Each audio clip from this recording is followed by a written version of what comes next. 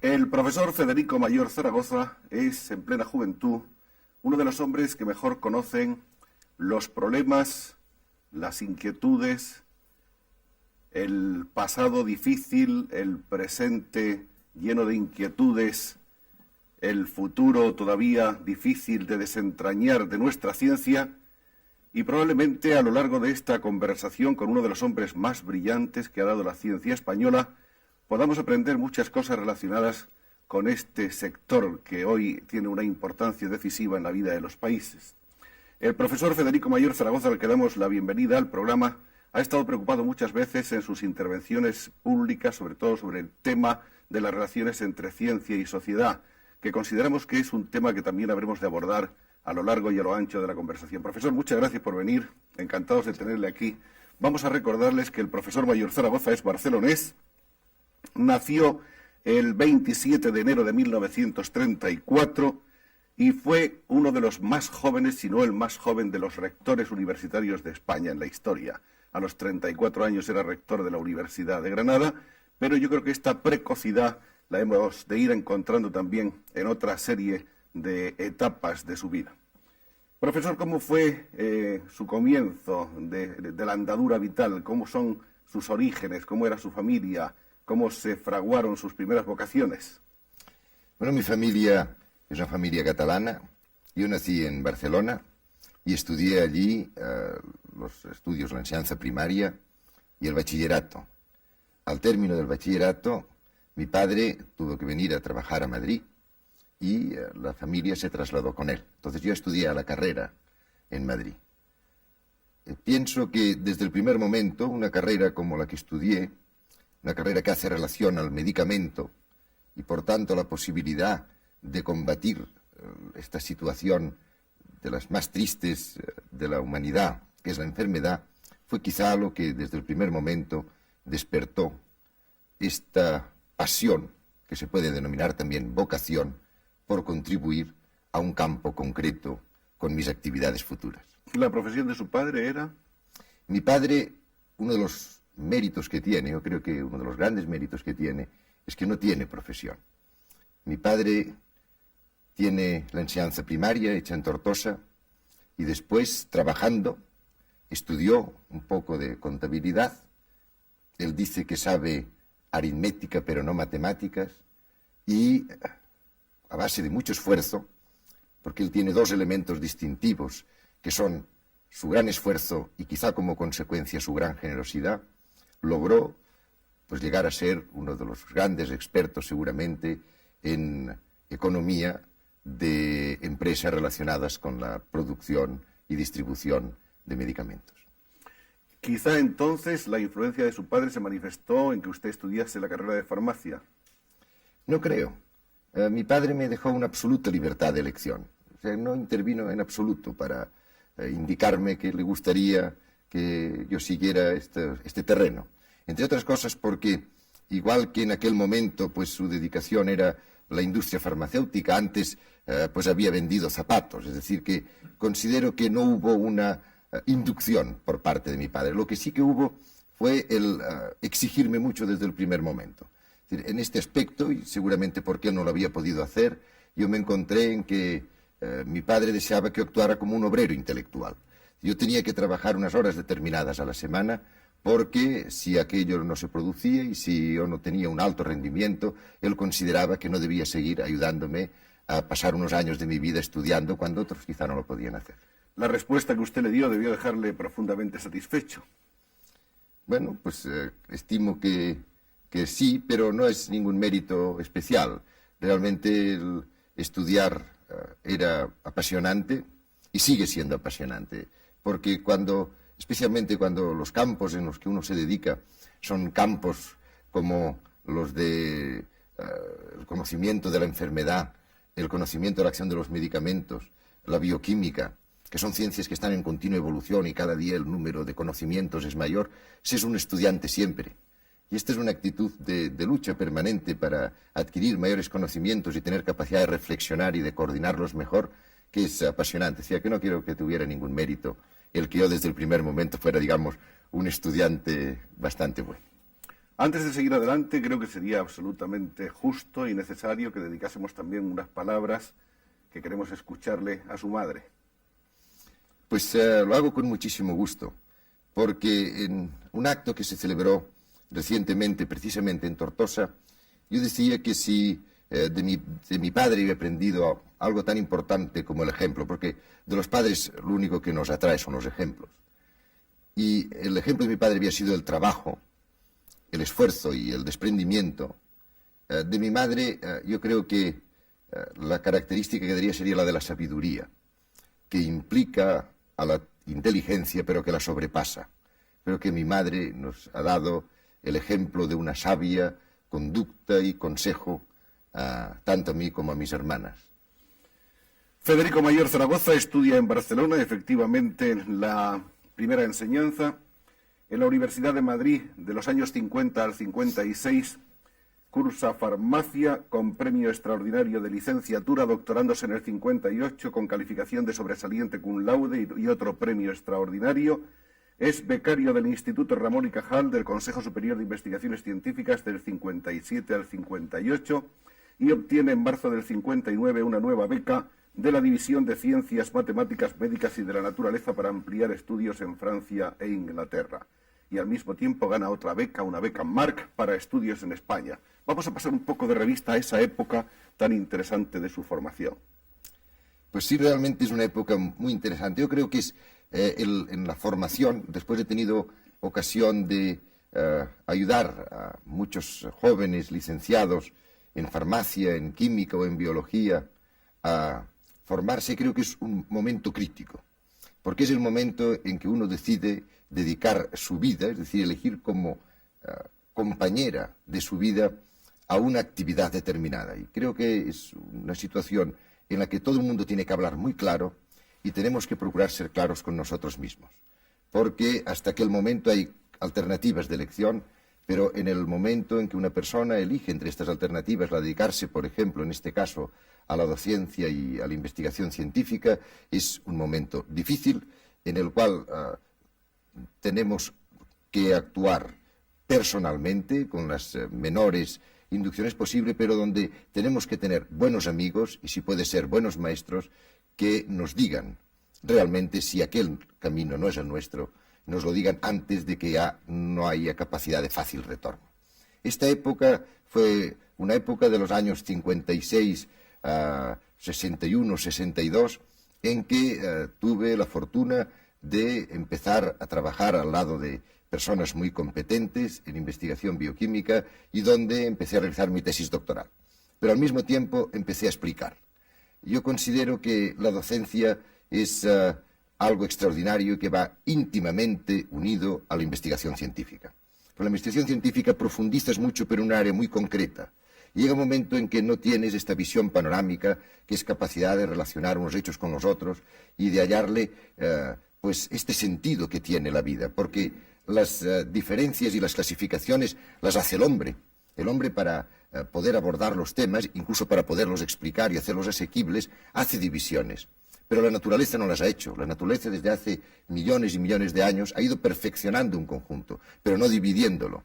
Entonces, conviene el que al explicar, al prepararnos estas clases, que nos debemos preparar todos los días, incluso cuando ya se llevan 20 años explicando, tener esta visión más general, más global de los temas y intentar explicarlas de manera atractiva y que al mismo tiempo tengan rigor científico.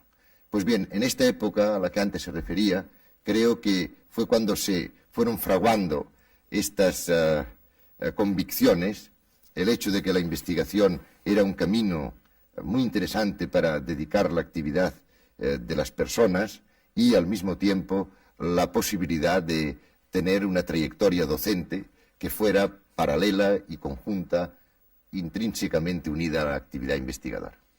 Por eso, en estos mismos años encontramos que del 56 al 59 es ayudante de clases prácticas en la Facultad de Farmacia de la Universidad Central, del 59 al 63 profesor ayudante de bioquímica en la misma universidad y encargado de curso de fisiología química de la Facultad de Ciencias, en el 62 y más tarde en el 65 ayudante del Departamento de Agricultura de los Estados Unidos de América en calidad de investigador principal. Y yo creo que esto merece quizá una explicación un poco más amplia.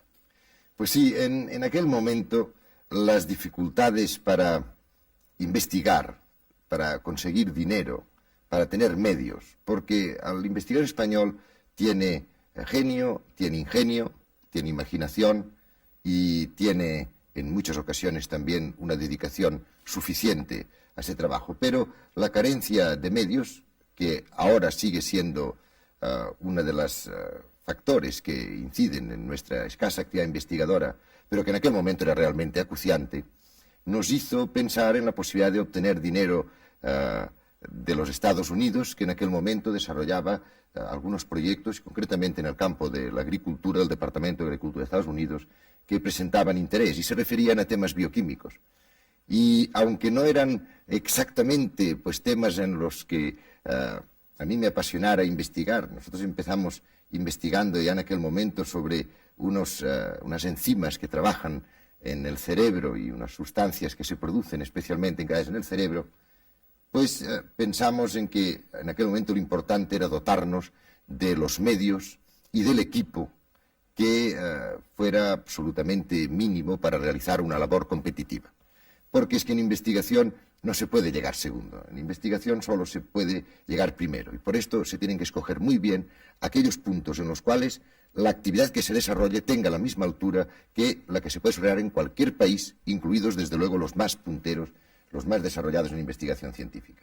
Y por esto, teniendo esta oportunidad de poder actuar de principal investigador del Departamento de Agricultura de los Estados Unidos, iniciamos esta colaboración, después se transformó en tres grants, en tres ayudas del Departamento de Agricultura, que fueron extraordinariamente beneficiosas para la puesta en marcha de un núcleo investigador.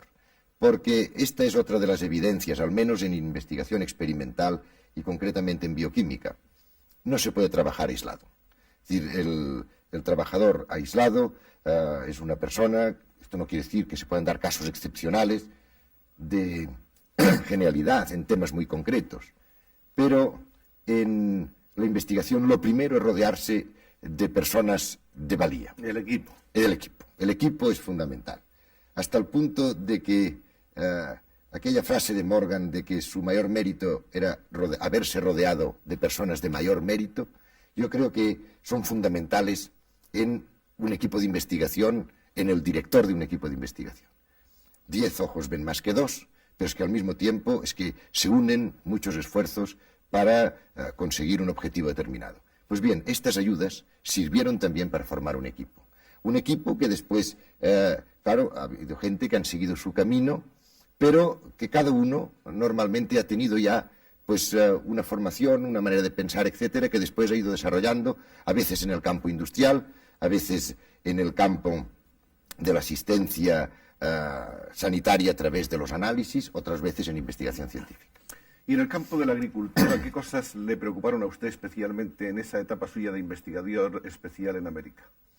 Bueno, en el campo de la agricultura a nosotros nos interesaban conocer la base bioquímica de los procesos, porque es lo único que nosotros podíamos aportar a la investigación agronómica. Concretamente, uno de los temas que se nos encargaron fueron las transformaciones que tienen lugar en las semillas de pino para poder obtener unas semillas que dieran mayor rendimiento en uno de los productos de los pinos, que son los pinenos. Y nosotros, claro, no podíamos estudiar esto a escala agronómica o agraria, puesto que no es nuestra especialización. Lo que sí que podíamos ver era a nivel bioquímico cuáles eran estas transformaciones. Pero todo deja su huella. Aquellas investigaciones sirvieron para que, a partir de aquel momento, y a pesar de que nuestra contribución podía ser solo esta contribución de tipo básico, primero viendo estos procesos metabólicos en las semillas de pino, después estudiando otros sistemas enzimáticos en otros orígenes, a pesar de todo sirvió para una cosa importante, y es para hacer ver que la investigación sobre las plantas, sobre el reino vegetal, sigue siendo una de las grandes prioridades mundiales, porque la humanidad, de acuerdo con su crecimiento demográfico, pues cada día presenta un problema mayor de alimentación, de nutrición no solo cuantitativa, sino de nutrición cualitativa. Es decir, hay que darles una dieta que sea apropiada para que no se produzcan auténticos agravios comparativos e incluso algunos de ellos llegan al límite de lo patógeno, es decir, que inducen enfermedad cuando la alimentación, a pesar de poder ser incluso cuantiosa, está profundamente desviada de las normas que podríamos llamar son mínimas para un adecuado crecimiento humano. Pues bien, aquella época de investigación en las plantas directamente relacionado con el mundo de la investigación agrícola fue muy importante para que después siempre quedara este establecimiento de prioridades a las cuales un buen científico no debe renunciar nunca. Yo no quiero decir que sea un buen científico, quiero decir que tiene que tener unos principios para poder establecer sus propias prioridades de investigación. Porque la sociedad, que es la que en último término paga la investigación, mucha o poca, buena o mala que se haga, lógicamente quiere conectar, quiere estar conectada en sus intereses con el investigador científico, de tal manera que al menos una parte de la investigación, otra, desgraciadamente, se ocupa no en intentar alimentar mejor al hombre o intentar curarle, sino a veces en intentar destruirle, pero que al menos la que se dedique a favorecer un crecimiento ordenado del hombre y ayudarle a vivir pudiendo al menos paliar la enfermedad, esta investigación es la que elementalmente requiere la sociedad y es a la que le tenemos que prestar una especial ayuda. Pues bien, el establecimiento de esta prioridad desde el primer momento, yo creo que fue interesante para este establecimiento esta época de colaboración con el Departamento de Agricultura. Las ideas que tiene, como ver ustedes, sobre el tema científico, el profesor Mayor Zaragoza, son muy claras. Sus formulaciones tienen fama de libres, por otra parte de muy libres, diría yo, y se van manifestando a lo largo de la conversación, no importa el tema que se aborde. Vamos a seguir después de esta experiencia interesante en los Estados Unidos con el currículum. Nos encontramos que después, en el año 50 y tantos, viaja por diversos países de Latinoamérica dando conferencias. En el 66, becado por el British Council, trabaja un año en el Departamento de Bioquímica de la Universidad de Oxford, dirigido por un famoso premio Nobel, el profesor Krebs. Pienso que también Oxford ha dejado una huella importante en la vida del profesor.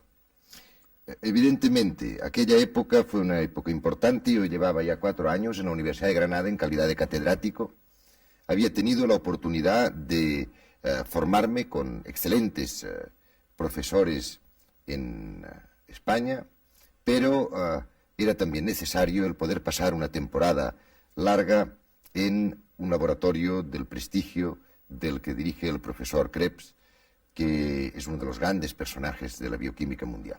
Y entonces, pues con mi mujer y mis 3 hijos, pues nos marchamos a Inglaterra el año 66, y de aquella etapa no solo guardo un buen recuerdo desde un punto de vista de lo que podríamos llamar el progreso científico y de los conocimientos que pude adquirir, sino de el ejemplo de las cualidades que tenían no solo el profesor Krebs, sino el grupo de gente que lo rodeaba.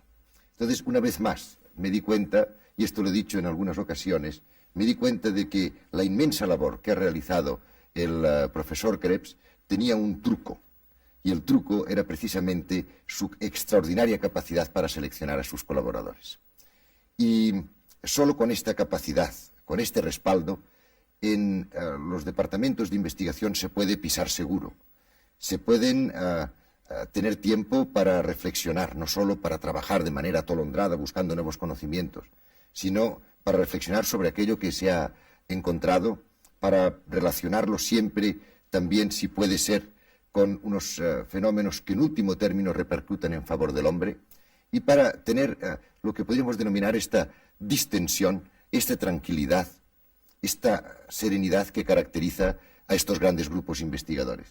Y el otro día, precisamente, mi maestro, el profesor Santos Ruiz, en una intervención que tuvo con motivo del acto en el cual se leyeron las 100 tesis doctorales, el número 100 de las tesis doctorales que se habían dirigido en su departamento, nos indicaba que solo con este respaldo que da un equipo de personas capacitadas se puede sobrellevar a veces las desilusiones que comporta la investigación, se pueden sobrepasar las temporadas de crisis, porque él decía, citando la frase de un poeta, que el ave canta aunque la rama cruja, porque conoce la fuerza de sus alas. Pues bien, la fuerza de las alas de un equipo en investigación es el conocer la capacidad personal de todos ellos, la capacidad de trabajar conjuntamente y la capacidad de pensar también conjuntamente. Otra de las cosas que aprendí en esta temporada de Oxford, que fue bajo muchos puntos de vista de extraordinaria importancia en mi vida, fue el exacto planteamiento de la actividad profesional junto a otros motivos de pasión que también deben irse despertando, porque son los que dan sentido precisamente a esta actividad profesional.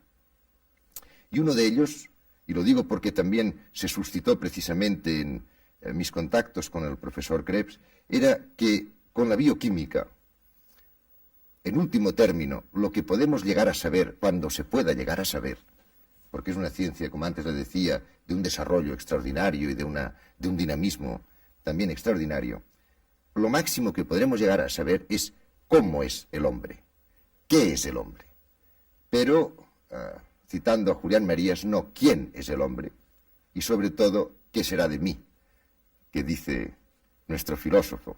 Por esto se van diferenciando, incluso dentro de esta vocación y dentro de este apasionamiento por una actividad profesional, se van diferenciando perfectamente cuáles pueden ser los objetivos finales de esta actividad. Es decir, que esta actividad nos puede llevar a conocernos mejor desde un punto de vista fisiológico, desde un punto de vista bioquímico, pero hay otro conocimiento que también es importante y que no se adquiere solo con la investigación bioquímica. Que no vendrá por la vía de la bioquímica, aunque le ayudará mucho, sin duda.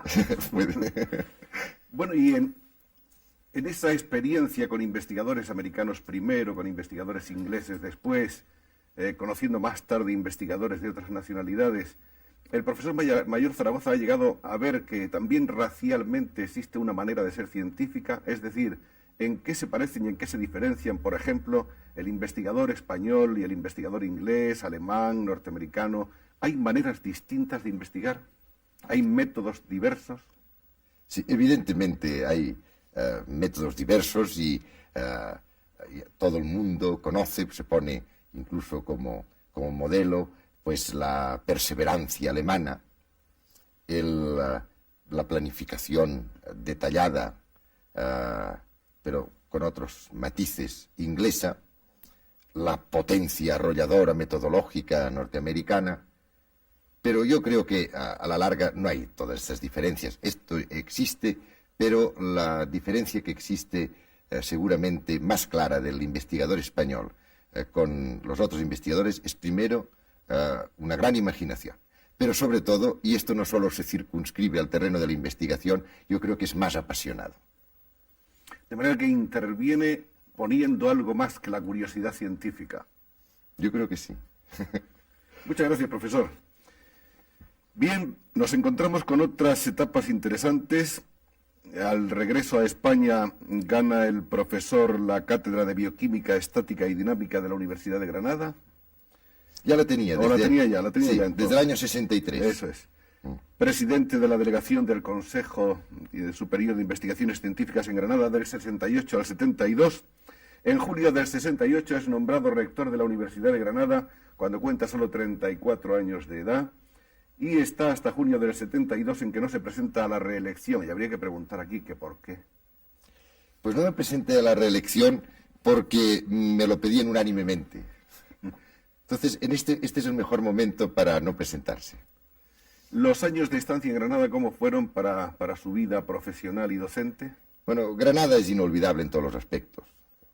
Es inolvidable como ciudad, es inolvidable por los excelentes amigos que en aquellos 10 años o 11 años de estancia en Granada hicimos en casa, mi mujer, yo, mis hijos. Y es también inolvidable porque son unos años muy importantes en la vida de un hombre. De los 29 a los 40 años es una época especialmente importante. Y allí empecé pues, con una cátedra que en aquel momento estaba pues muy poco dotada, pero con mucha ilusión, y también con los primeros colaboradores. El primer colaborador, por cierto, pues era un chico de una extraordinaria brillantez y capacidad para el estudio, y para el estudio bioquímico concretamente, que necesita también unas cualidades específicas, pero me acuerdo que tenía que ganarse la vida en una sala de fiestas de Granada hasta altas horas de la madrugada. Y entonces, claro, pues llegaba ojeroso por la mañana a las clases, y esto duró hasta que precisamente con estas ayudas, una vez más, del Departamento de Agricultura en aquel momento, pues pudimos empezar a disponer de determinados medios para realizar la investigación. En aquel momento explicaba en los cursos quinto y sexto de la carrera de farmacia, y después, más adelante, se hizo el departamento interfacultativo. Es decir, que se daban clases indistintamente para las facultades de ciencias biológicas, ciencias químicas y farmacia. Después de Granada, seguimos adelante porque en tan pocos años hay que ver la de cosas que ha hecho el profesor Mayor Zaragoza. Es director de la sección de bioquímica de la Estación Experimental del Zaidín en 1970.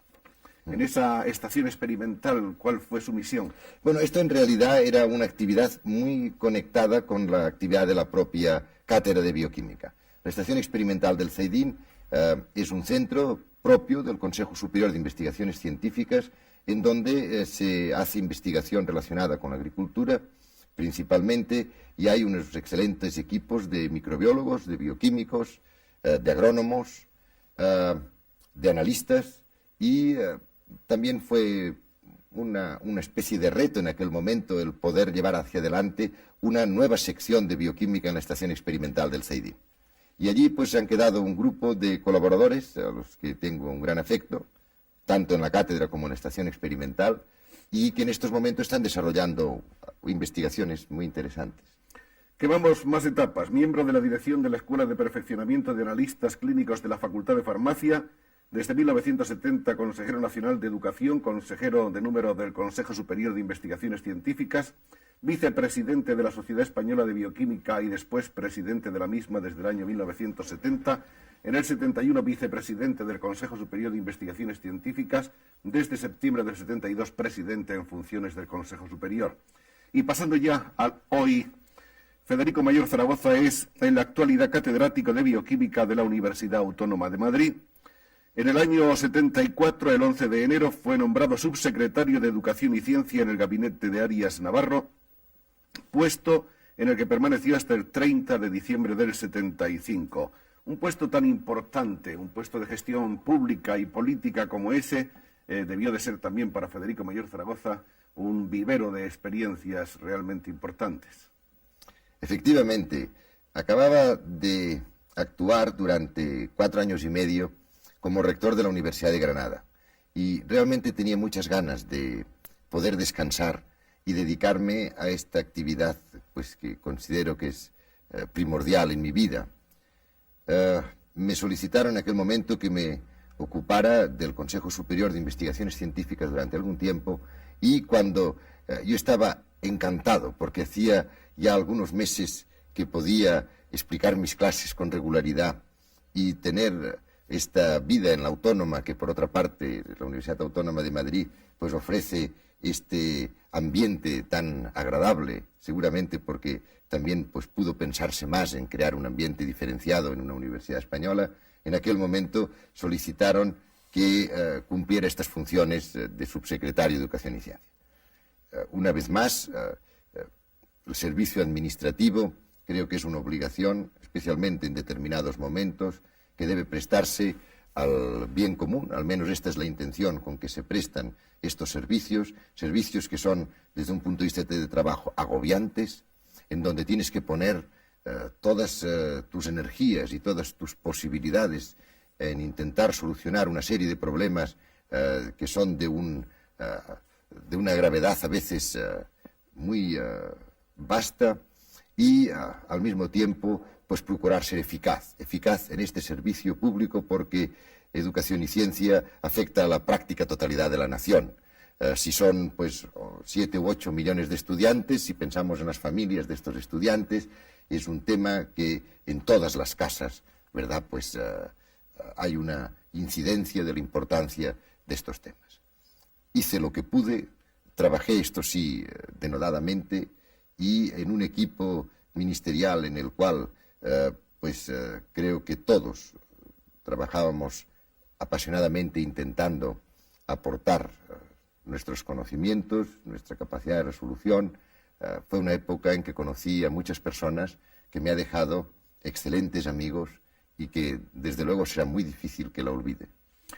¿Fue una época de éxitos a nivel de gestión o más bien de desilusiones en el mismo nivel?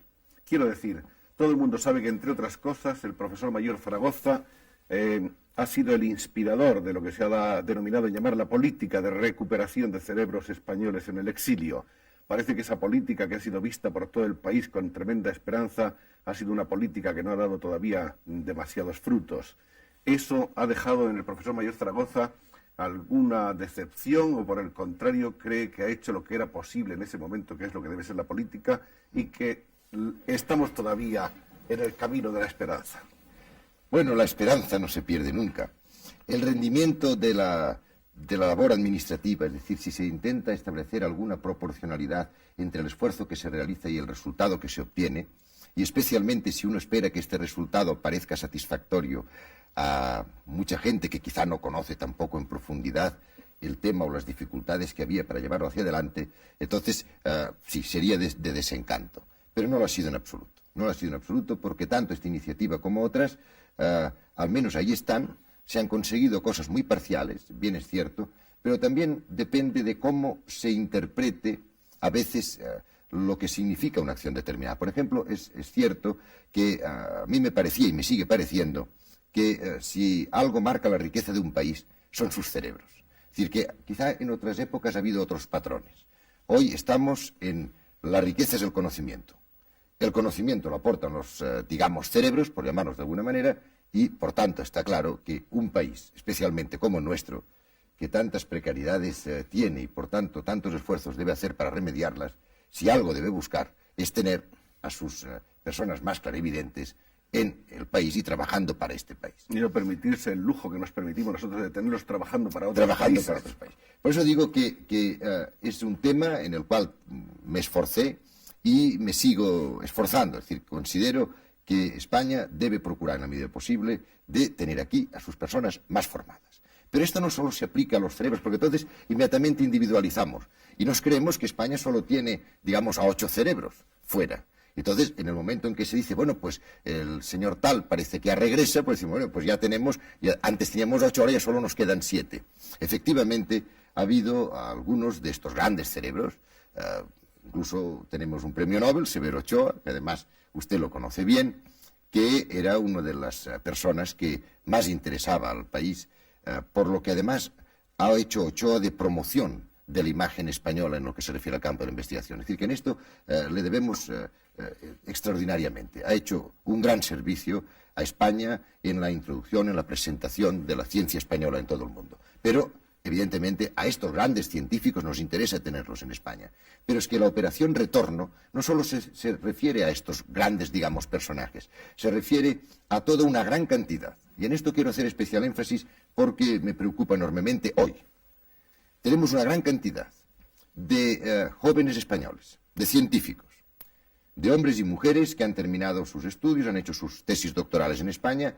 Antes era difícil hacer una buena tesis doctoral en España.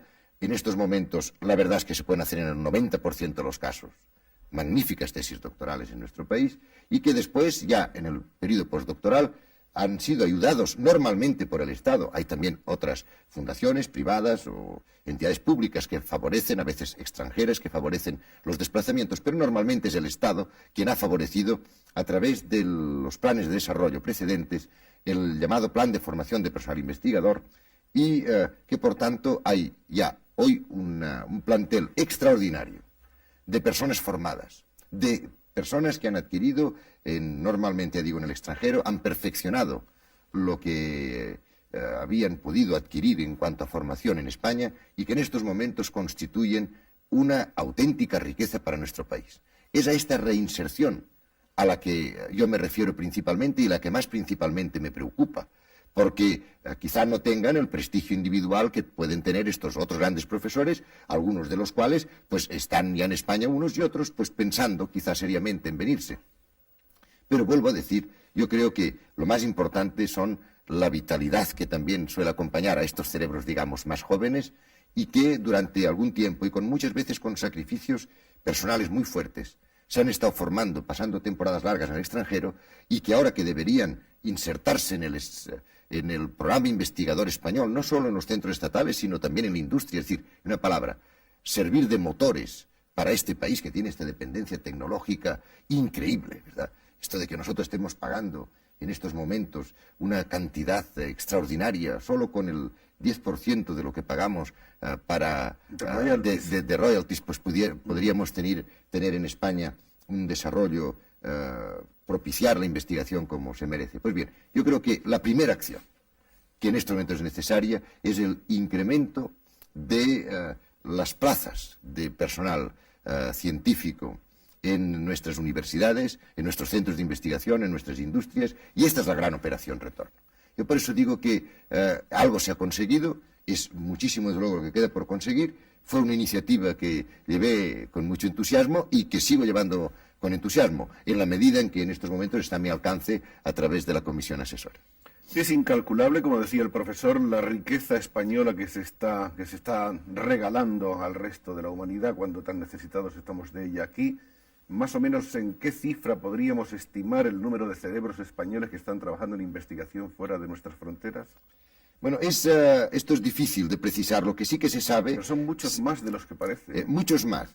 En estos momentos podemos imaginar que hay más de 1000 personas que podrían de una manera inmediata incorporarse a trabajos de investigación científica en un nivel altamente cualificado. Es decir, que el potencial que durante todos estos años se ha estado formando es muy importante y ha costado, incluso desde un punto de vista económico, un esfuerzo considerable al país. Esto ha sido realmente una gran acción, yo creo, de los planes de desarrollo precedentes y en este momento, al carecer de un nuevo plan de desarrollo en donde la reincorporación de este personal formado era uno de los grandes capítulos que se preveían, al haberse extinguido, al menos de momentáneamente, es decir, que es muy probable que se vuelva a hablar pronto de planes de desarrollo, pero al haberse al menos durante el año 76 y 77 no existir estas expectativas, realmente hay un vacío en las posibilidades de incorporación de esta riqueza que hoy está trabajando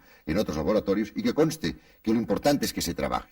Porque en estos grandes temas, como antes hablábamos, la nutrición, la enfermedad, la sanidad, en estos grandes temas lo importante es que se trabaje sea donde sea. Porque la visión del hombre, especialmente de los hombres jóvenes, hoy es una visión planetaria. Es decir, a través precisamente de los medios de comunicación social, la convivencia se ha ido ampliando y entonces el hombre convive y conmuere con prácticamente toda la humanidad y es sensible no solo a su prójimo próximo, sino a su prójimo esté donde esté. Es decir, que desde un punto de vista, por tanto, teórico, lo importante es que tengamos científicos españoles, trabajen donde trabajen. Es decir, que bien hecho está lo que se ha hecho promocionando la formación de personal científico español. Ahora bien, nosotros tenemos problemas específicos. Tenemos problemas específicos de nuestra agricultura, tenemos problemas específicos sanitarios, tenemos problemas específicos industriales. Entonces, para la resolución de todos estos problemas específicos, que podrían hacer que disminuyera nuestra dependencia de otros países, para esto es para lo que esta reincorporación sería más aconsejable. Piense que el número de investigadores por 1000 habitantes, España, junto con otros países que son precisamente reconocidos por su escaso desarrollo dentro de Europa en este terreno, ocupa el último lugar. Es decir, que en algunos países europeos hay, por 100.000 habitantes, 200, 250 investigadores. Cuantitativamente en España, mal. En España 8. O sea que tenemos un gran camino por recorrer, pero un gran camino estando la sociedad convencida de que los investigadores no son unos seres extraños que hacen elucubraciones sobre cosas extravagantes. Pero la sociedad está convencida de eso, profesor. Ese es otro Bueno, tema. es que esta es una de las cosas que tenemos que hacer entre todos, y esto no se puede hacer solo desde los organismos investigadores. En esto yo creo que tienen que colaborar mucho los sociólogos, tienen que colaborar los medios de comunicación social. Es decir, que se tiene que hacer ver que la investigación científica y la ampliación del conocimiento hoy es el eje sobre el que rueda el mundo. El mundo de la ciencia es un mundo que también es verdad que tiene aspectos negativos, es decir, que existe el reverso de la medalla. Estamos viendo que ya, precisamente por este desarrollo extraordinario, que tantas cosas ha solucionado en estos momentos, estamos viendo también los aspectos negativos. Pero también somos conscientes de que estos aspectos negativos solo podrán ser salvados con una aplicación inteligente de los recursos científicos. O sea, que si la sociedad está convencida de esto, entonces es cuando podrá ayudar a la investigación, cuando podrá dejar de pensar en que los científicos pues son seres a veces incluso egoístas, que se encierran en aquella actividad que les gusta y que viven totalmente desconectados del contexto social que les rodea. Por supuesto, la sociedad yo creo que es consciente de que necesita de los científicos. ¿Acaso lo que ocurre es que la sociedad vive también en algunos momentos unos ciertos estados de decepción o de desánimo porque ha visto, por ejemplo, las inversiones cuantiosísimas que se han hecho quizá en el progreso de la tecnología aplicada a la conquista del espacio y que realmente no ha supuesto por el momento hasta ahora ningún progreso real en la vida cotidiana de las gentes? De modo que esa espectacular acción, se preguntan las gentes de este y de todos los países para qué ha servido, si no hubiera sido más útil eso, dedicado o encauzado en otros programas que resuelvan los problemas más directamente inmediatos que tenemos planteados. ¿Acaso esa puede ser una de las motivaciones que hacen que la sociedad esté un poco de espaldas o un poco escéptica a la labor de los científicos? Quizá nos empeñemos demasiado en conquistar la Luna cuando no resolvemos los problemas de nuestro prójimo de la casa de al lado, ¿no? Bueno, yo creo que acaba de plantear en los términos más asequibles el tema en el que nos enfrentamos en estos momentos, pero no solo en nuestro país. Es decir, por ejemplo, en Norteamérica ha habido en los 2 o 3 últimos años una auténtica reacción contra la tecnología excesiva, contra esta espiral de consumo, ¿verdad?, en la cual el consumidor se consume y en la cual todo se le pone a su disposición y donde se puede, pues pensar incluso en ir a otros planetas cuando el estado de nuestro planeta, que es en el que tenemos que vivir forzosamente, pues se está deteriorando de una manera muy rápida. Entonces ha habido estas acciones que yo creo que son muy beneméritas de clubs como el Club de Roma, como otras asociaciones en el mundo que se han dedicado a llamar la atención. Efectivamente, lo que han dicho es discutible. Son opiniones y toda opinión es discutible. Pero lo que es cierto es que han dado el aldabonazo a que el mundo está yendo por un camino de excesiva aplicación tecnológica, de fijarse excesivamente en un aspecto del progreso y olvidando otros. Porque, claro, si junto a esto pues gran parte de la humanidad sigue pasando hambre, si las previsiones son de acuerdo con el crecimiento demográfico en que van a pasar más hambre todavía, si la incultura de la humanidad en su conjunto, pues en lugar de decrecer, se incrementa, puesto que los países donde el grado de incultura es mayor son aquellos que se desarrollan a mayor velocidad comparativa, etcétera, etcétera. Es decir, si todo esto está existiendo, realmente es que quizá estamos investigando y estamos aportando conocimientos en la dirección equivocada. Tiene todo muchas defensas, es decir, que también se puede hablar de todas las ventajas que se han derivado del esfuerzo tecnológico que se ha realizado con motivo de que el hombre pudiera pisar la Luna. Pero ciertamente es muy probable que lo que sea necesario sea una reorientación. Hay una, digamos, en estos momentos, controversia muy fuerte sobre las ciencias aplicadas y hasta qué punto estas ciencias deben ser fomentadas. Yo en este aspecto recuerdo a un premio Nobel argentino, Bernardo Husay, que decía que no hay ciencias aplicadas, sino aplicaciones de las ciencias. Son estas aplicaciones las que deben, a mi modo de ver, reorientarse y dirigirse hacia otros rumbos. Las aplicaciones, no la ciencia. La ciencia es algo que seguirá surgiendo incluso cuando hay fuertes barreras éticas en algunos puntos, porque el hombre inventa como respira. Es decir, que esta es una actividad que no se puede evitar. En algunos casos se podrá oprimir, pero gozando de libertad es absolutamente cierto pues que el hombre intentará ir cada vez descubriendo el mundo que le rodea, intentarlo dominar y, en el fondo, pues ir teniendo un mejor conocimiento de su contorno y de sí mismo. Por tanto, lo que seguramente hace falta es que hay algunas aplicaciones de la ciencia que sean absolutamente descartadas, porque están siendo nocivas para la humanidad. Entonces, en esto, si se pudiera actuar a este nivel mundial en el cual únicamente se actúa a través precisamente de los medios que pueden servir para la defensa desde un punto de vista de aniquilamiento de los adversarios o de los contrarios, si en lugar de esto se pudiera llegar a este, que es lo que se persigue a través, y hay algunos hombres que lo vienen persiguiendo desde hace miles de años, si se pudiera llegar a este pensamiento global de la humanidad, en aquello que puede beneficiar este misterio de la existencia del hombre, que sabe que está viviendo y que le es muy difícil llegar a saber por qué. Y le es muy difícil, por tanto, aliviarse, especialmente cuando ve que declina en una serie de cosas, aspiraciones o pasiones que durante algún tiempo pues, le han dado cierto sentido a su vida. Por tanto, la reorientación de la investigación y, concretamente, la reorientación de las aplicaciones de la ciencia, creo que es urgente, porque si no, efectivamente, el reverso de la medalla podrá llegar a haber un momento en que desvanezca totalmente los aspectos positivos de la investigación científica como tal. Hay gentes que ven en la ciencia española o en la organización de la ciencia española, ven quizá una falta de homologación con la época. Es decir, vivimos un tiempo de mayores exigencias democráticas. Parece que la organización de la ciencia en España es muy piramidal, es una organización más bien jerárquica que científica, en la que democráticamente podríamos decir que el científico no tiene voz ni voto apenas. ¿Piensa usted, señor Mayor Zaragoza, que habría que hacer evolucionar también ese criterio de la organización de nuestros mecanismos de acción científica?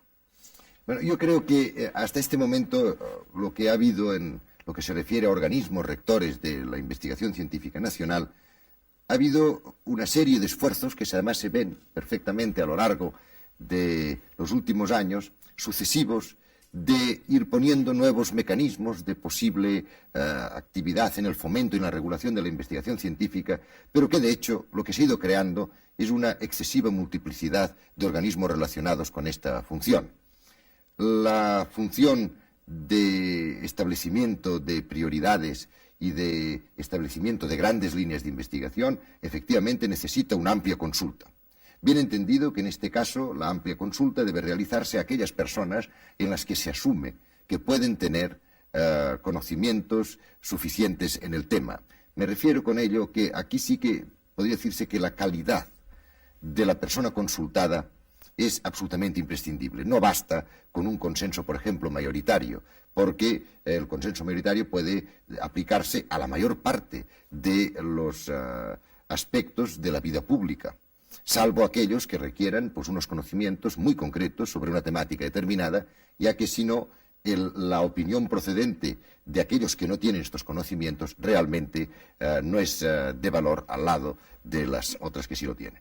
Por tanto, lo que es de esperar que en un futuro muy próximo se realice es este establecimiento, si se quiere, pues menos jerárquico en algunos aspectos de la actividad investigadora, pero al mismo tiempo de una amplia consulta en aquellos otros temas que pueden servir para que nuestro país decida cuáles son, ya que no puede investigar en todos los campos, aquellos en los que va a dedicar una especial referencia. Y en este sentido, en el pasado mes de diciembre, la Comisión Asesora de Investigación Científica y Técnica había tomado un acuerdo en su pleno. ¿De la cual usted es presidente? Sí. De esta comisión hay una representación, a veces un representante o más, según sea la directa implicación del departamento ministerial correspondiente en la investigación científica y técnica, es una comisión interministerial, se tomó el acuerdo en su pleno precisamente de hacer un plan nacional de investigación científica y técnica. Un plan nacional en el cual únicamente se dibujaran cuáles podrían ser los grandes sectores de dedicación y también las grandes modificaciones estructurales que son precisas, como antes apuntaba. Entonces, este proyecto fue una realidad en el mes de diciembre pasado, después únicamente de 2 meses de haber sido planteado. Bien es cierto que se contaba con una gran documentación y experiencia ya, puesto que había habido el trabajo de la ponencia y de la comisión del 4º Plan de Desarrollo, que no llegó a ser realidad, y por otra parte de la colaboración del Consejo Superior de Investigaciones Científicas, de la Dirección General de Política Científica, de Educación y Ciencia, de los organismos correspondientes del Ministerio de Industria, de Agricultura, de Asuntos Exteriores, de tal manera que se ha hecho ya un plan que, por un lado, se ha presentado al Gobierno con el fin de solicitar una mayor ayuda, una mayor inversión, mejor que ayuda, en la investigación española para el 77. Que haciendo un breve paréntesis, digamos y recordemos que es del 0,3% solamente del Producto Nacional Bruto. Efectivamente, 0,3 cuando los países punteros pues están entre el 1,5 y el 2,5 del Producto Nacional Bruto. España bastaría con que ahora pasara al 0,5 o al 0,55, porque tampoco se puede ir muy rápido, tiene que ser un proceso por etapas. Gradual, sí. Sí.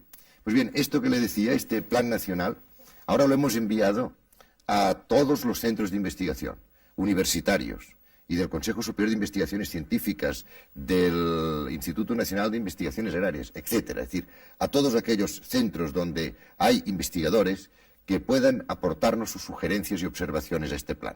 Es decir, que de alguna manera hemos querido propiciar desde la Comisión Asesora esta nueva manera de consultar sobre una base ya documental, solicitando la colaboración de todas aquellas personas que en el fondo entienden muy bien el tema, puesto que lo viven diariamente en su propia actividad cotidiana. Nos felicitamos de eso, esperamos que es una manera muy eficaz y muy útil de ir progresando en el campo de la investigación en España, pero yo quisiera que ahora nos refiriéramos un poco a la labor del profesor como investigador. El profesor tiene su propio laboratorio, tiene su propio equipo, ha publicado numerosísimos trabajos sobre la índole de las investigaciones realizadas hasta ahora, y vamos quizá a destacar que han sido fundamentalmente 2 los aspectos o las cuestiones que he investigado más a fondo. Una, el metabolismo de los aminoácidos, y la otra, que es un tema que resultará mucho más inteligible para la inmensa mayoría, es el de la subnormalidad infantil. Pienso que sería muy interesante que usted nos hablara de estas investigaciones. Con mucho gusto, porque este es un tema en el que ya puedo imaginar, pues, que por dedicarme a él muy intensamente desde un punto de vista científico y también, en la medida de lo posible, intentar fomentar todas aquellas acciones que conduzcan, asistenciales, etcétera, que conduzcan a, en la medida de lo posible, prevenir la subnormalidad infantil, es un tema que me apasiona y que, por tanto, hablo de él con mucho gusto. Es más, usted mismo me dirá cuando quiere que deje hablar de este tema, ¿verdad? Porque ya le digo que es muy importante en mi vida. Vivimos un problema bastante profundo de subnormalidad. ¿Como cuántos, en qué números se cifran hoy los subnormales? En España en unos 350.000, 350, 400.000 hay niños subnormales. Sí, y las causas de esta subnormalidad son muy diversas. Hay algunas causas que son inevitables, y que además de ser inevitables son profundas, o sea que la recuperación es muy difícil. Todavía no se sabe de una manera concreta cuáles son las causas o los orígenes de esta subnormalidad. En algunos casos sí. Solo en algunos casos. Sí, en algunos casos sí.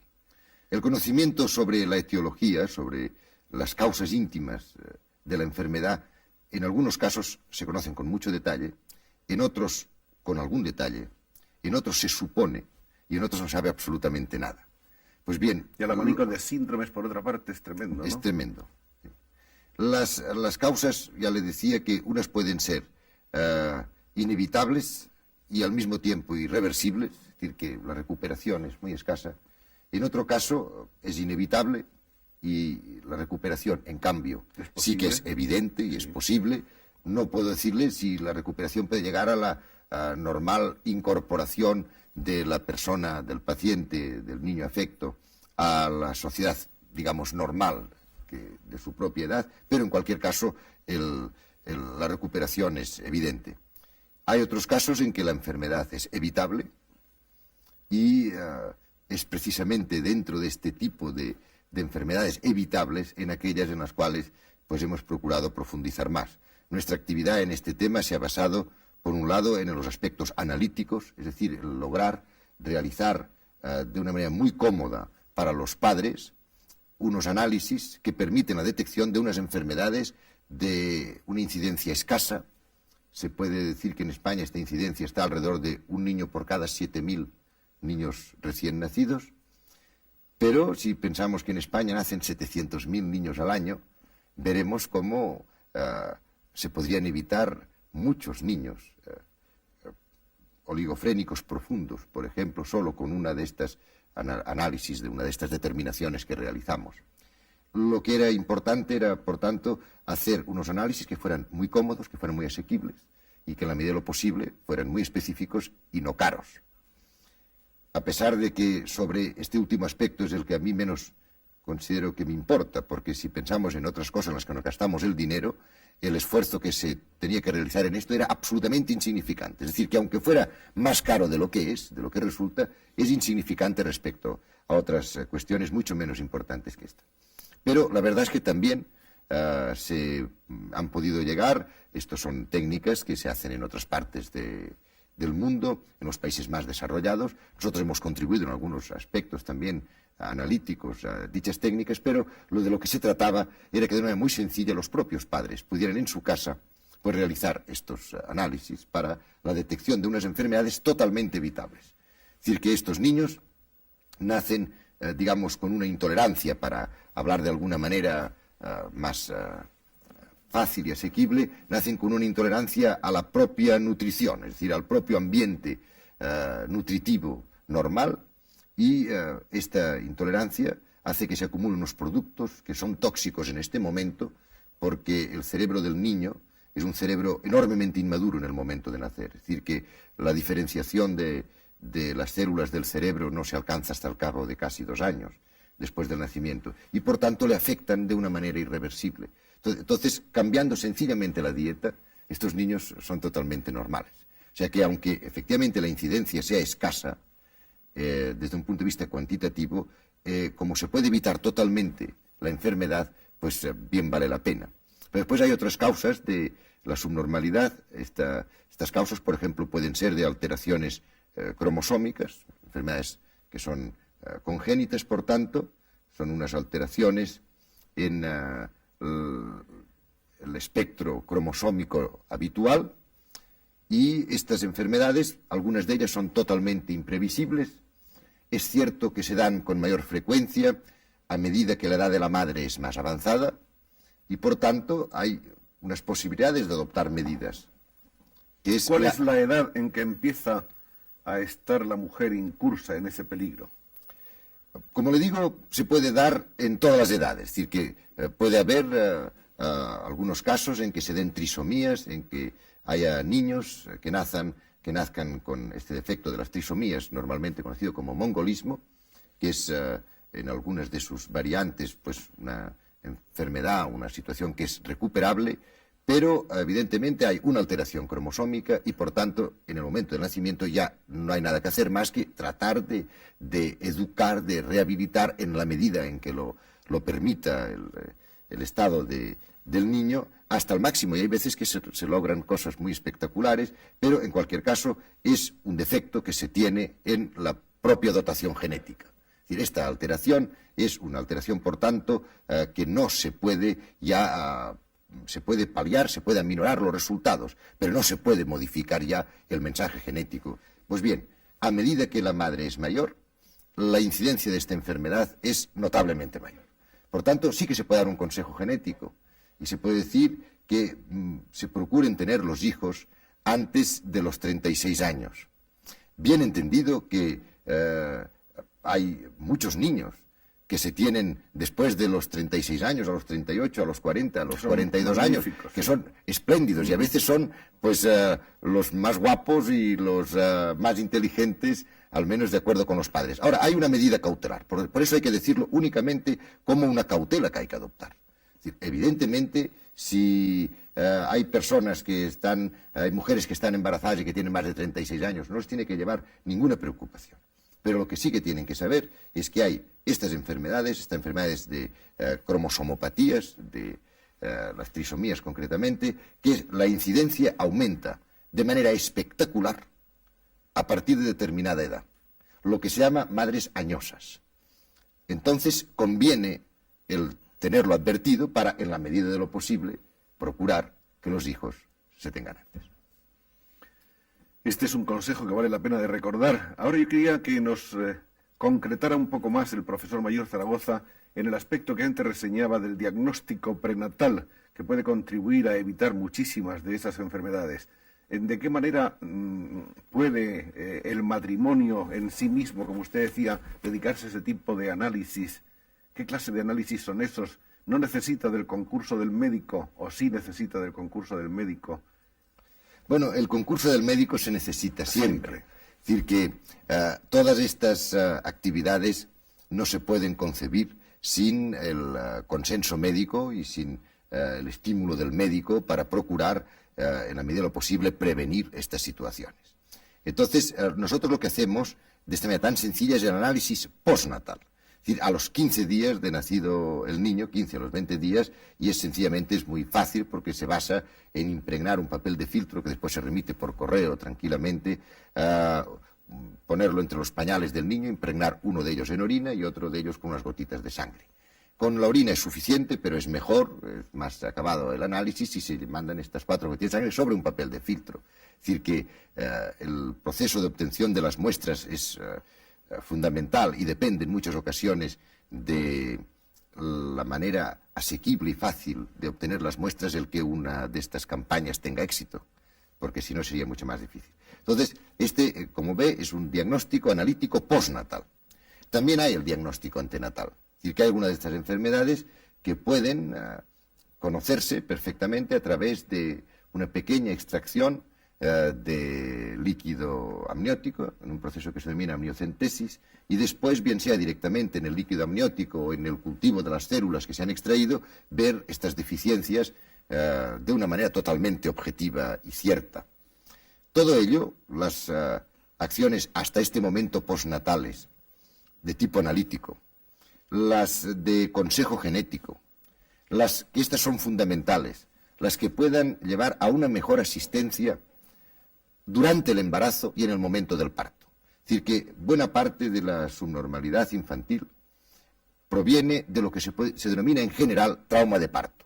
Antes este trauma era un trauma, yo no me considero una persona muy autorizada para hablar de cosas que solo de una manera colateral inciden en mi especialidad, pero lo que es cierto es que antes se hablaba de trauma de parto incluso pensando en el trauma físico En estos momentos, ciertamente, en esto se ha mejorado muchísimo. La atención es muy satisfactoria en la mayor parte de los casos, lo cual no quiere decir que no exista el trauma fisiológico del parto, incluso yo me atrevería a decir el trauma a nivel de lo que a nosotros nos interesa, que es la patología molecular, a nivel bioquímico. Existe una auténtica convulsión bioquímica en el momento del parto. Entonces, el adecuado conocimiento, el acabado conocimiento del parto, el conocimiento de todo el periodo de embriogénesis y de histogénesis durante el periodo de formación fetal. Todo esto, evidentemente, es de una extraordinaria importancia por la repercusión que después tiene. Es decir, que mejorar la atención a la madre durante el embarazo, mejorar las posibilidades de atención obstétrica en partos que se presenten de una manera inesperada, distinto a como todo hacía prever. En una palabra, la atención a la vida. Yo, al terminar una conferencia hace poco, lo decía y creo que se puede repetir ahora aquí, que da la impresión de que la medicina y la sociedad, de que todos estamos prestando una atención excesiva a la muerte.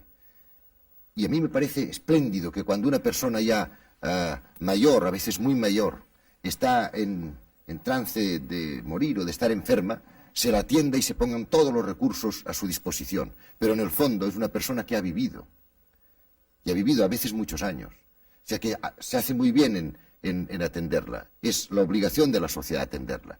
Pero no guarda con esto coherencia el que a un niño cuando nace, que tiene toda la vida por delante, y que bastaría a veces con una adecuada atención ginecológica y obstétrica, una adecuada regulación del embarazo, para que todo saliera bien, pues a veces por falta de esta atención, a veces por falta de conocimientos o de instrumentos que pongan en evidencia cómo se está desarrollando exactamente este proceso, en una palabra, por falta de atención a la vida, que se produzcan estos casos de subnormalidad. Entonces, en este sentido, yo tengo que decir, porque no solo hay que proclamar las cosas malas o criticables, sino que se han hecho en España acciones muy positivas en este sentido. Y en los últimos años ha habido una gran cantidad de médicos que se han esforzado en conocer mejor lo que podríamos denominar los aspectos menos patentes y menos rutinarios del embarazo y del parto.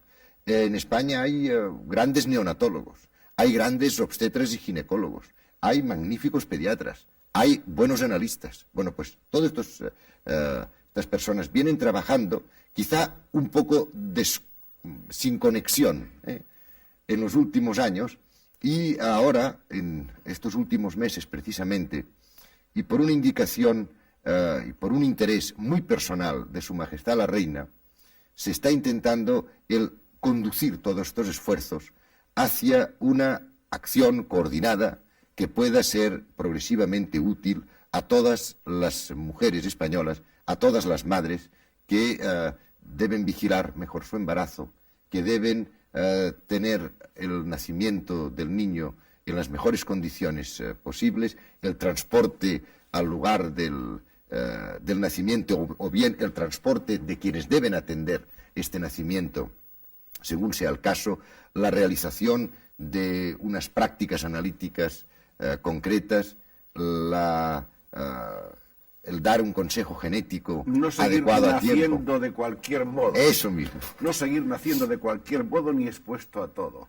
Eso es algo maravilloso, doctor. Nos encanta saber que esa acción coordinada está en vías de llegar a ser una realidad. Recordemos ahora, después de estas interesantes cosas que nos dijo el señor Mayor Zaragoza, que ha publicado también trabajos sobre otras investigaciones realizadas por él, que es académico de número de la Real Academia de Farmacia, que leyó su discurso de ingreso el 10 de abril del 76 sobre patología molecular, que al mismo tiempo ha sido el hombre que se ha preocupado más por el problema de la política científica, que por otra parte ha sido últimamente nombrado presidente de una comisión que ha estado estudiando las condiciones para un régimen especial dado a Cataluña, cuyas conclusiones que han sido presentadas precisamente hace muy pocos días a Su Majestad el Rey y al presidente del Gobierno. Esto está un poco fuera de toda la trayectoria anterior del profesor, y acaso por eso es también interesante que le preguntemos cuáles han sido los objetivos de esta comisión creada en abril del año pasado y que a lo que parece ha terminado ahora. Quisiéramos saber también, además de los objetivos, cuáles son los resultados de esa encuesta, de esa investigación. Eso me permite que le haga una pequeña matización a lo que he dicho. Todas. Bueno, es que no creo haber sido el que me he dedicado más a la política científica. Me he dedicado mucho, pero en España ha habido muchísimas personas que con su esfuerzo diario se han dedicado y se están dedicando a intentar promocionar la investigación. Entonces yo me considero uno más de estas personas, de estos compañeros, y algunos de ellos a los cuales yo quisiera también pues recordar aquí son los anónimos, es decir, son los que no conocemos. Son aquellos que han seguido siendo el soporte de la investigación en la universidad, de la investigación en los centros de investigación, y que no conocemos, pero su trabajo ha sido el que ha hecho posible que al final se haya mantenido este fuego sagrado de la investigación. Era solo para decirle que no soy el que me he dedicado más, creo que me he dedicado en todo lo que he podido, pero que hay personas en España que se han dedicado y se siguen dedicando a este fomento de una extraordinaria manera. Bien, le voy a contestar. Quede clara la matización, que por otra parte estaba clara ya de antemano. Entendíamos que dentro de ese grupo numeroso de gente estupenda que ha estado trabajando por la ciencia española, el profesor Mayor Zaragoza es uno de los que más se han destacado y más teniendo en cuenta su juventud. Muchas gracias. Bueno, le voy a contar esto de la Comisión para un régimen especial de las provincias catalanas. Los objetivos, pues, son conocidos. Se trata de que en España existen una serie de regiones que tienen unas peculiaridades culturales, étnicas, geográficas, que las diferencia más quizá pues del resto de la nación, y en algunos casos también desde un punto de vista histórico pues ha habido una serie de facilidades para disfrutar de una mayor capacidad de autogobierno, de autonomía, de descentralización de facultades y de capacidades administrativas, etc. Bueno, pues de esto se trataba. Se trataba de que este es un viejo tema. Muy actualizado, muy en boga en estos días. Sí, muy actualizado. Y que por otra parte pues tiene un gran interés porque podría ser muy beneficioso para la propia administración central, que en cuanto delegara muchas funciones a la capacidad de gestión y autonomía de las regiones españolas, vería también un poco pues, desgravado el agobio de trabajo y de resolver cosas muchas veces más urgentes que importantes, que pasarían por tanto a la jurisdicción de estos nuevos instrumentos de acción y de decisión a nivel regional. Estos eran los objetivos. En el caso concreto de Cataluña, es bien conocida la personalidad de Cataluña, el que ha disfrutado históricamente de periodos en los cuales esta capacidad de autonomía ha sido importante, y ahora se trataba de estudiar de una manera realista cuáles podían ser las medidas que condujeran en un plazo lo más próximo posible al restablecimiento de esta capacidad de autonomía y de autogobierno en muchos aspectos, y respetando aquellos en los cuales no se puede abdicar porque afectan a la soberanía de la patria, pero en todos los demás, en todos aquellos en que sí que es posible la capacidad de gestión a nivel regional, que hubiera esta efectiva descentralización de facultades. Bien, este era el objetivo. ¿Y los resultados? Los resultados han sido la propuesta de la Constitución como inicio ya de una institucionalización de la región, de un Consell General de Cataluña que estaría integrado por los senadores y los diputados que salgan elegidos en las próximas elecciones generales, así como una representación acorde de los diputados de las 4 diputaciones. Entonces, este Consell, que sería, como ve, totalmente representativo, se encontraría, por un lado, con el encargo explícito de redactar en un año el Estatuto de Cataluña. Y al mismo tiempo con la labor, al menos nosotros se la hemos querido facilitar, de ofrecerle una serie de labor documental, bibliográfica, importante para facilitar en la medida de lo posible este trabajo. Tiene una ventaja, y es primero que representativo, y segundo que aquellos que elaboraran el Estatuto de Cataluña deberían defenderlo ante las Cortes. Cosa que es importante, ya que, como ha sucedido en otras épocas, ha habido no digo que ha habido aspectos totalmente contrapuestos, pero la redacción ha corrido a cargo de personas distintas de las que han tenido que defenderlo ante el Parlamento. Entonces parecía que era muy coherente que las mismas personas que redactaban el estatuto lo defendieran ante las Cortes. Por otro lado, se ha propuesto la constitución de la Mancomunidad de Cataluña, mancomunidad que, por otra parte, de los tiempos de Prat de la Riba, pues tuvo una gran eficacia y ahora se espera que la tenga igualmente. Y después la cooficialidad de las lenguas catalana y castellana, al mismo tiempo que también se han hecho ya otras propuestas de índole, si se quiere, más técnica, en las cuales me parecería prolijo entrar aquí. Lo que sí que es cierto es que si se lograra el que existiera esta regionalización y ello comportara la adaptación a esta nueva realidad administrativa del país por parte de la Administración central, se produciría un beneficio no solo en unidades, ¿verdad?, pues distribuidas quizá en estos momentos con excesiva prolijidad por una serie de provincias, sino que habría una concentración de funciones y tanto el poder central como el poder periférico, pues se hallarían simplificados en las tramitaciones y en la manera de gestionar los asuntos públicos. Es decir, que yo creo que tiene muchas ventajas y que vale la pena el de una manera comedida, pero al mismo tiempo decidida, seguir por este camino. Se pueden obtener muchos beneficios y lo lógico es que las personas se responsabilicen de la gestión y realización de los asuntos que les son propios. Profesor, una o dos veces en el curso del diálogo ha mencionado usted a su esposa y a sus hijos. Nos gustaría saber algo de ellos. Con mucho gusto. Claro, decir cosas de mi mujer es muy difícil porque desde que nos conocimos, desde que nos casamos, en realidad mi mujer es una mitad mía. Y en aquel momento pues dejamos de ser yo para ser nosotros. Por tanto, hasta tal punto ha influido en mí que yo creo que cuanto he hablado y cuanto he dicho aquí podría ser suscrito por ambos, porque considero que la manera de pensar y de proceder es fruto precisamente de este nosotros al que aludía. Y en lo que se refiere a mis hijos, ¿qué quiere que le diga de mis hijos? Pues que son tres. Son tres, sí. Un chico mayor que tiene ahora 19 años, está estudiando tercer curso de químicas, una hija, María de los Ángeles, se llama así como su madre, que está estudiando ahora el curso de orientación universitaria, y después el más formidable de los tres, Pablo, el pequeño, que está estudiando ahora octavo de GB. ¿Cuántos años tiene? 12. 12. Bueno, y ahora, llegados a este punto, habría que preguntarle al profesor Mayor Zaragoza qué se está planteando para hoy, y mejor dicho, para mañana, para el futuro.